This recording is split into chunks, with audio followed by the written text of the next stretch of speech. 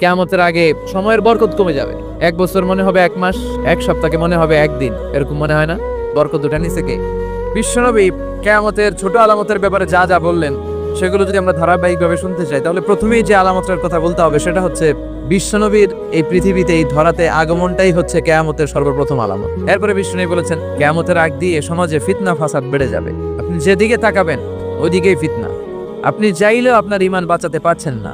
এরপরে বিশ্বনবী বলেন কিয়ামতের আগ দিয়ে ভণ্ড নবী দাবিদার বেড়ে যাবে। বুখারীর বর্ণনায় বিশ্বনবী বললেন ততক্ষণ পর্যন্ত কিয়ামত হবে না যতক্ষণ না 30 জন ভণ্ড নবী দাবিদার বেরোবে।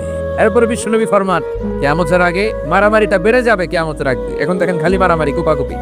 এরপর বিশ্বনবী বললেন কিয়ামতের আগ দিয়ে আমানতের খেয়ানত হবে। সাহাবীরা আবার প্রশ্ন ছুড়লেন, না হে নবী, আমানতের খেয়ানত কেমন করে হবে?